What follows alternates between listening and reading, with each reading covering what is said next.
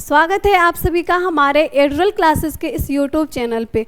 तो आज के क्लास में हम लोग पढ़ने वाले हैं व्यंजन संधि का दूसरा नियम, और इससे पिछले क्लास में हम लोग व्यंजन संधि का जो है पहला नियम पढ़े थे, और उससे पहले हम लोग जो है स्वर संधि को जो है क्या किए हैं, कवर कर चुके हैं। अगर आप लोग नहीं किए हैं, नहीं देखे हैं अभी तक, तो हमारे यूट्यूब चैनल पे अभी भी अवेलेबल है, तो आप लोग वहाँ पे जा कर के देख सकते हैं। और आज का जो है हमारा क्लास क्या है, व्यंजन संधि का दूसरा नियम। तो चलिए हम लोग आज का क्लास क्या करते हैं, स्टार्ट करते हैं।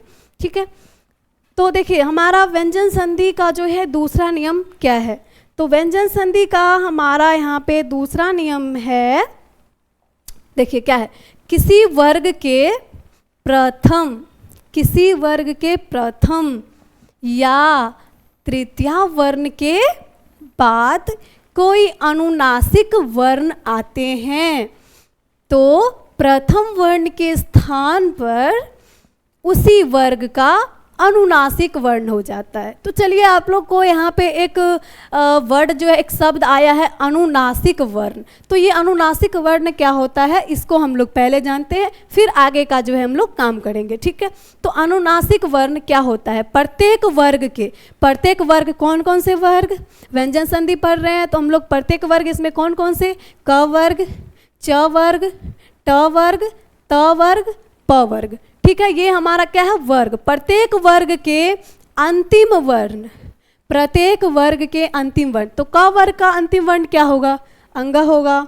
च वर्ग का अंतिम वर्ण क्या होगा, य होगा। उसके बाद फिर हमारा ट वर्ण का जो है, ट वर्ग का अंतिम वर्ण क्या होगा, न होगा, बड़ा न। उसके बाद फिर हमारा त वर्ग का अंतिम वर्ण क्या होगा, न होगा, और प वर्ग का अंतिम वर्ण क्या होगा, म होगा। तो प्रत्येक वर्ग के अंतिम वर्ण को ही हम लोग क्या कहते हैं, अनुनासिक वर्ण कहते हैं। ठीक है, तो हमारा इस तरीके से हमारा अनुनासिक वर्ण कौन कौन से हैं, क वर्ग का अंतिम वर्ण अंग, उसके बाद च वर्ग का अंतिम वर्ण य, उसके बाद ट वर्ग का अंतिम वर्ण न, फिर त वर्ग का अंतिम वर्ण न, फिर प वर्ग का अंतिम वर्ण म। ये हमारा क्या है, अनुनासिक वर्ण। तो आप लोग को ये पता चल गया होगा अभी कि हमारा अनुनासिक वर्ण जो है कौन कौन से हैं। ठीक है, अंग हो गया, य हो गया, न हो गया, फिर ये न हो गया, उसके बाद फिर म हो गया। तो चलिए अब हम लोग जो है ये नियम को समझने का क्या करते, कोशिश करते। ठीक है, किसी वर्ग के प्रथम या तृतीय वर्ण के बाद, प्रथम या तृतीय वर्ण के बाद अनुनासिक वर्ण, यानी कि कोई भी अगर प्रथम वर्ण या तृतीय वर्ण के बाद कोई अनुनासिक वर्ण, चाहे ये अंग की हो या य हो या न हो, ठीक है, या म हो, ये कोई अनुनासिक वर्ण आएगा तो प्रथम वर्ण के स्थान पर उसी वर्ग का अनुनासिक वर्ण हो जाता है। तो चलिए हम लोग एग्जाम्पल से समझते हैं। ठीक है, जैसे देखिए यहाँ पे उत जोड़ नति है, इस नियम पे हम लोग इसको क्या करते हैं, सेट करते हैं। तो देखिए किसी वर्ग के प्रथम या तृतीय, तो यहाँ पे किसी वर्ग के प्रथम वर्ण आया है, तो ये हमारा त वर्ग का जो यहाँ पे क्या है, प्रथम वर्ण त है। तो चलिए यहाँ तक हम लोग का क्लियर है कि प्रथम वर्ण यहाँ पे आया है त। उसके बाद वर्ण के बाद कोई अनुनासिक वर्ण, तो यहाँ पे क्या इस वर्ग का यहाँ पे जो है, यहाँ पे अनुनासिक वर्ण आया है कि नहीं आया है, ये न अनुनासिक वर्ण है। क्या है, अनुनासिक वर्ण। तो प्रथम वर्ण के क्या है, प्रथम वर्ण के बाद, ठीक है, क्या आया है, अनुनासिक वर्ण आते हैं तो प्रथम वर्ण, ठीक है, प्रथम वर्ण, हमारा प्रथम वर्ण यहाँ पे क्या है, त है, के स्थान पर, ठीक है, इसके स्थान पे उसी वर्ग का, ये त वर्ग यानी कि उसी वर्ग यानी कि त वर्ग का अनुनासिक वर्ण हो जाता है। तो यहाँ पे त वर्ग का अनुनासिक वर्ण होता है हमारा न, तो यहाँ पे हमारा हो गया उ, उसके बाद यहाँ पे हमारा हो गया न, फिर यहाँ पे एक न था तो हो गया हमारा उन्नति। क्या हो गया, उन्नति। ठीक है, क्या हो गया, उन्नति। अब क्या है, सट जोड़ मास, तो यहाँ पे क्या आया है, यहाँ पे हलंत लगा हुआ होगा। ठीक है, तो सट जोड़ मास है, तो यहाँ पे किसी भी वर्ग का पहला वर्ण आया है ट। उसके बाद क्या आया है, कोई अनुनासिक वर्ण। तो ये क्या है, हमारा अनुनासिक वर्ण।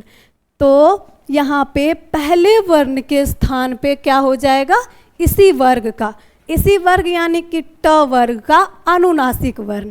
तो ट वर्ग का अनुनासिक वर्ण क्या है, न। क्या है, न। तो यहाँ पे हमारा हो गया स, और यहाँ पे हो गया न, और उसके बाद क्या हो जाएगा, म श। क्या हो गया, सन माश। ठीक है। उसके बाद है हमारा जगत जोड़ नाथ। जगत जोड़ क्या है, नाथ है। तो यहाँ पे हमारा आया है पहला वर्ण यहाँ पे, यानी कि इस शब्द में अंतिम वर्ण, यानी कि इस किसी भी वर्ग का यहाँ पे पहला वर्ण क्या आया है, त आया है, और उसके बाद अनुनासिक वर्ण। तो यहाँ पे इसके स्थान पे क्या हो जाएगा, इसी वर्ग का अनुनासिक वर्ण।